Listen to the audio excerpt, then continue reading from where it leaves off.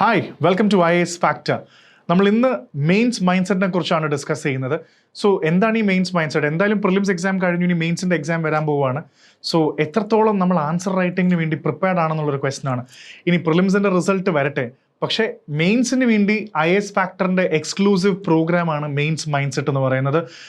ഇതൊരു answer writing programme ആണെന്ന് ചോദിച്ചാൽ ഡെഫിനറ്റ്ലി ആണ്, പക്ഷേ അതാണ് എനിക്കിവിടെ എക്സ്പ്ലെയിൻ ചെയ്യാനുള്ളത്. It is much more than an answer writing program. So you will be thinking, so answer writing അല്ലെങ്കിൽ വാട്ട് എക്സാക്ട്ലി ഇസ് ദിസ്? അവിടെയാണ് നമ്മൾ കൂടുതൽ ഡീറ്റെയിൽസ് ഇതിൽ പറയുന്നത്. So you can take a look at this. It is much more than an mains answer writing. ഇപ്പോൾ ഒരു mains answer റൈറ്റിംഗിൻ്റെ schedule തന്ന് ഇതിനകത്ത് മൊത്തം മെയിൻസ് ഈ ഒരു പ്രോഗ്രാമിനകത്ത് we have around close to 25 exam 30 exam എന്ന് പറയുന്നതിനെക്കാട്ടും കൂടുതൽ. ബിക്കോസ് ഐ സ്ട്രോങ്ലി ബിലീവ് മെയിൻസിൻ്റെ പരീക്ഷ പ്രിപ്പയർ ചെയ്യുന്ന സമയത്ത്, ഇപ്പോൾ ഇന്ത്യൻ കോൺസ്റ്റിറ്റ്യൂഷൻ എടുത്തോളൂ, ആർട്ടിക്കിൾ 1 to ആർട്ടിക്കിൾ 32 എന്ന് പറയുന്നകത്ത് എല്ലാം കൂടി ഒരു എക്സാം എന്ന് പറഞ്ഞ 20 ക്വസ്റ്റ്യൻ അല്ലെങ്കിൽ 15 ക്വസ്റ്റ്യൻ തന്നിട്ട് നമ്മൾ ചിലപ്പോൾ എല്ലാ ക്വസ്റ്റ്യൻസും സോൾവ് ചെയ്യണമെന്ന് നിർബന്ധമൊന്നുമില്ല. അങ്ങനെ പഠിക്കുമ്പോൾ പലപ്പോഴും നമ്മൾ മിസ് ചെയ്യുന്ന കുറച്ച് ഏരിയാസ് ഉണ്ട്. സോ മെയിൻസ് മൈൻഡ് സെറ്റിൽ നമ്മൾ ടെസ്റ്റിൻ്റെ അല്ലെങ്കിൽ ക്വസ്റ്റ്യൻസിൻ്റെ എണ്ണം നമുക്കിവിടെ ഡെയിലി പ്രാക്ടീസും ടെസ്റ്റ് സീരീസ് ഒക്കെ ഉണ്ടെങ്കിലും ടെസ്റ്റിനപ്പുറത്തേക്ക് ഒരു പെർട്ടിക്കുലർ ഏരിയയിൽ നിന്ന് മാക്സിമം ക്വസ്റ്റ്യൻസ് നമ്മൾ എക്സ്ട്രാക്ട് ചെയ്യുന്നുണ്ട്. അങ്ങനെ ക്വസ്റ്റ്യൻസ് എക്സ്ട്രാക്ട് ചെയ്യുമ്പോൾ മാത്രമേ ഉള്ളൂ you can think about the dimensions. ഇപ്പോൾ ഉദാഹരണത്തിന് U can take a look at this. ഈ ഒരു ക്വസ്റ്റ്യൻ ബോക്സ് നോക്കിക്കഴിഞ്ഞുള്ളൂ. ഇതിൽ പറയുന്ന ബേസിക്കലി ഇതാണ്: എങ്ങനെയാണ് ഒരു കൊളോണിയൽ സബ്ജക്റ്റിൽ നിന്ന് നമ്മളൊരു സിറ്റിസൺ ആയത്? So how did the transition go?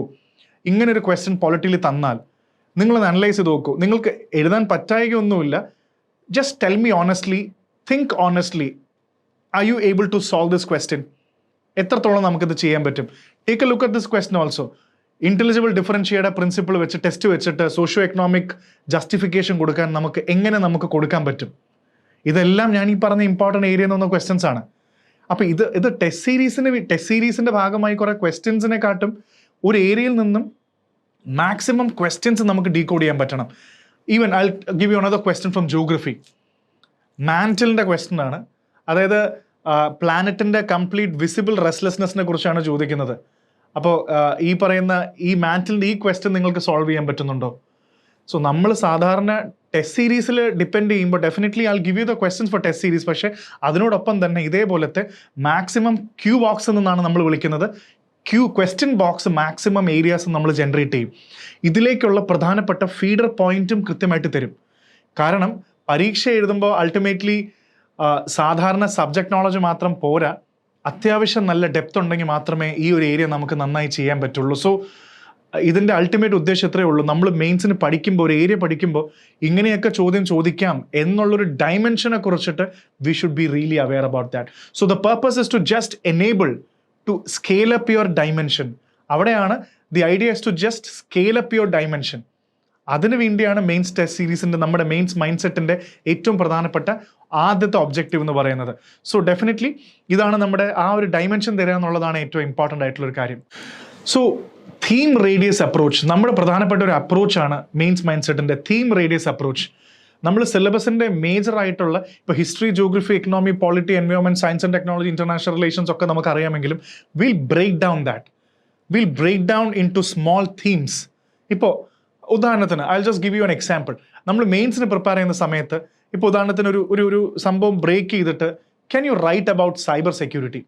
ഞാൻ നിങ്ങളുടെ അടുത്ത് സൈബർ സെക്യൂരിറ്റിനെ കുറിച്ചിട്ട് ഒരു ആൻസർ നമുക്ക് എഴുതാമെന്ന് വിചാരിക്കാം. Imagine we have to write an answer on cyber security. നമ്മുടെ കയ്യിൽ കുറേ പോയിന്റ്സ് ഉണ്ടാവും. പക്ഷേ ഏറ്റവും കൂടുതൽ ആലോചിക്കണം, ഇന്ത്യയിൽ 13,000 അല്ലെങ്കിൽ 14,000 പേര് മെയിൻസ് എഴുതുന്ന സമയത്ത് everybody rights the same answer. Everybody rights the almost they are all intelligent people writing the mains examination. So how do you think there is a differentiation? What is the element of differentiation coming here?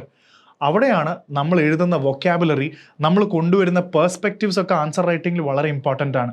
So cyber സെക്യൂരിറ്റിയെ കുറിച്ച് നിങ്ങൾ അത്യാവശ്യം point എഴുതുമെന്ന് വിചാരിച്ചു. ഇനി ഞാൻ കുറച്ച് vocabulary കാണിച്ചു തരാം. Just take a look at this vocabulary. ഈ വൊക്കാബുലറിയിൽ നിങ്ങൾ ആൻസർ എഴുതിയിരുന്നെങ്കിൽ എത്ര വൊക്കാബുലറി വരുമായിരുന്നു എന്ന് ജസ്റ്റ് ഒന്ന് imagine. Just go through that vocabulary. നിങ്ങൾ ഒരുപാട് കാര്യങ്ങൾ ഇതിനകത്ത് കാണുന്നുണ്ട്. ഇതൊക്കെ നിങ്ങളുടെ ആൻസറിൽ വരുമോ? ഇനിയും അടുത്ത സെഷനിൽ ഞാൻ കാണിക്കുന്നുണ്ട്. Ransomware as a service, നമ്മൾ സോഫ്റ്റ്വെയർ ആസ് എ സർവീസ് കേട്ടിട്ടുണ്ട്, ബാറ്ററി ആസ് എ സർവീസ് കേട്ടിട്ടുണ്ട്. What is this? Zero trust architecture, data localisation. ഇത്തരം വാക്കുകൾ നിങ്ങളുടെ ആൻസറിൽ വന്നോ? ഇനിയുമുണ്ട്. I can even give you more terms like this. ഈ ടേംസും നിങ്ങളുടെ ആൻസറിൽ വന്നോ? സോ തീം റേഡിയസ് എന്ന് പറയുമ്പോൾ മെയിൻസിൻ്റെ ടോപ്പിക്സ് നമ്മൾ ഓരോന്നായിട്ട് എടുത്ത് ടെസ്റ്റ് സീരീസ് സോൾവ് ചെയ്യുന്നതിന് അപ്പുറത്തേക്ക് ഇതിന് വേണ്ടിയുള്ള ഫീഡർ പോയിന്റ്സ്, അത് കറണ്ട് അഫയേഴ്സ് എന്നുള്ള ഫീഡർ പോയിന്റ്സ് എടുത്ത് എഴുതുമ്പോഴാണ് നമ്മുടെ മെയിൻസിൻ്റെ ആൻസേഴ്സ് സ്റ്റാൻഡ് ഔട്ട് ചെയ്യുന്നത്. So this is the most important part. നമ്മുടെ തീം റേഡിയസ് അപ്രോച്ചിൻ്റെ പ്രധാനപ്പെട്ട ഒരു ആസ്പെക്റ്റും കൂടാണ് നമ്മളിപ്പോൾ ഡിസ്കസ് ചെയ്തത്. ഇനി നമ്മുടെ മറ്റ് പ്രധാനപ്പെട്ട ആസ്പെക്ട് മെയിൻസ് മൈൻഡ് സെറ്റ് എന്താണെന്ന് കൂടെ നമുക്ക് ചെക്ക് ചെയ്യാം. ടെസ്റ്റ് സീരീസ് ഉണ്ട്, പക്ഷേ ഈ പറഞ്ഞ തീം റേഡിയസ് എന്ന രീതിയിലായിരിക്കും നമ്മുടെ പോകുന്നത്. And we follow something called as an RRR approach. Yes, RRR approach എന്ന് പറയുമ്പോൾ തന്നെ obviously we start with rewire. ഇനിയിപ്പോൾ റിസൾട്ട് വരുമ്പോൾ അടുത്ത ജൂൺ 6 നമ്മൾ ഈ സെഷൻ സ്റ്റാർട്ട് ചെയ്യുകയാണ്. സോ കൃത്യമായിട്ട് പറയുകയാണെങ്കിൽ എല്ലാ ദിവസവും റീവയർ ചെയ്യാൻ നിങ്ങൾക്ക് സിലബസിനകത്തുനിന്നും ഈ പറയുന്ന ക്വസ്റ്റ്യൻ ബോക്സ് എന്ന രീതിയിൽ മാക്സിമം ക്വസ്റ്റ്യൻസ് ഡെയിലി പ്രാക്ടീസിന് തരും. അതിൻ്റെ ഫീഡർ പോയിന്റ്സും ഉണ്ടാവും. എല്ലാം എഴുതണം എന്നല്ല, മാക്സിമം എഴുതാൻ ശ്രമിക്കുക, മറ്റേ പോയിന്റ്സ് വെച്ച് പ്രിപ്പയർ ചെയ്യുക.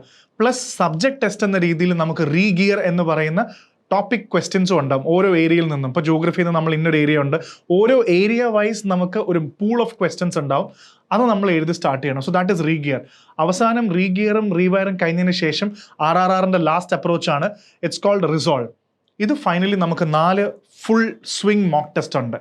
കംപ്ലീറ്റ് SA GS 1 2 3 4 കംപ്ലീറ്റ് ഒരു രീതിയിൽ 4 മോക്ക് ടെസ്റ്റ് നമുക്ക് അവസാനം ഒരു ഓഗസ്റ്റിൻ്റെ ഒരു point, just July last August ഒക്കെ ആകുമ്പോൾ നമുക്ക് ആ ഒരു എക്സാമിലേക്ക് ഫുൾ സ്വിങ്ങിലേക്ക് നമുക്ക് പോകാൻ പറ്റണം. So this is our approach. RRR എന്നുള്ളൊരു അപ്രോച്ചാണ് നമ്മുടെ major approach.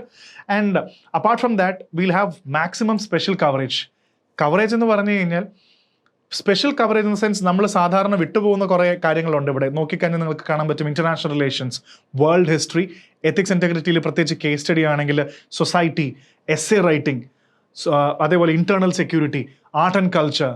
So we'll have separate focus on this. ഇതിലും നമുക്ക് ഒരു തീം റേഡിയസ് നമ്മൾ ക്രിയേറ്റ് ചെയ്തിട്ടുണ്ട്. Our theme radius is very important. ഇതിനകത്തുനിന്ന് നമുക്ക് ക്വസ്റ്റ്യൻസ് നമുക്ക് ചെയ്യാൻ പറ്റും. സോ പിന്നെ അൾട്ടിമേറ്റ്ലി നമ്മുടെ കറണ്ട് അഫയേഴ്സിൻ്റെ നോട്ട്സ് ആണ്. നിങ്ങൾക്ക് കറണ്ട് അഫയേഴ്സ് ലിങ്കപ്പ് എന്നാണ് കൊടുത്തിരിക്കുന്നത്. കാരണം ഈ GS 1 2 3 പേപ്പേഴ്സിൽ മാക്സിമം പോയിന്റ്സ് നിങ്ങൾക്ക് ലിങ്ക് ചെയ്ത് എഴുതണം. സോ അതിൽ കറണ്ട് അഫയേഴ്സിൻ്റെ വൊക്കാബുലറി വളരെ ഇമ്പോർട്ടൻ്റ് ആണ്. ദാറ്റ് ഇസ് വൈ ഒരു വർഷത്തെ കംപ്ലീറ്റ് ആയിട്ടുള്ള ടോപ്പിക് വൈസ് കറണ്ട് അഫയേഴ്സിൻ്റെ ലിങ്കപ്പും ഉണ്ട്.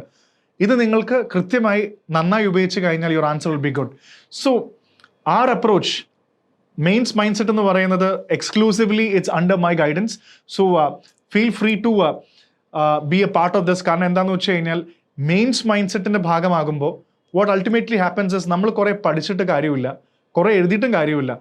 U should know to decode the syllabus correctly. ആ സിലബസ് കറക്റ്റായിട്ട് ഡീകോഡ് ചെയ്ത് ഡെയിലി ആൻസർ റൈറ്റിങ്ങിൻ്റെ ഒരു പ്രാക്ടീസ് വേണം. ഇതേപോലെ മാക്സിമം ക്വസ്റ്റ്യൻസ് വേണം. ആ ഡൈമെൻഷൻസ് തിങ്ക് ചെയ്യാൻ പറ്റണം. ഈ എല്ലാ കാര്യം കൂടെ ഒരുമിച്ച് വരുമ്പോഴാണ് നമ്മുടെ മെയിൻസിൻ്റെ ആൻസേഴ്സ് നന്നായി ഉണ്ടാവുക. ഇതിൻ്റെ അവസാനം ഓരോ ആൻസേഴ്സ് കഴിയുമ്പോഴും നിങ്ങൾക്ക് ഫീഡ്ബാക്ക് ഉണ്ടാവും. ഞാൻ ലീഡ് ചെയ്യുന്ന ഒരു ടീം നിങ്ങൾക്ക് കംപ്ലീറ്റ് ആയിട്ട് നിങ്ങളുടെ ആൻസേഴ്സിൻ്റെ ഫീഡ്ബാക്കും സ്ക്രാച്ച് എന്ന് ഈവൻ റീവയർ എന്ന സെക്ഷനിൽ തന്നെ കംപ്ലീറ്റ് നമ്മുടെ ആൻസർ ഫീഡ്ബാക്ക് സെഷൻസും ഇതിൻ്റെ കൂട്ടത്തിലുണ്ടാവും. So June 6th we are starting this mains mindset. So definitely it's more than a test series. So I hope it is very clear. Come, join, be a part of this, and let's take your answer writing to the next level.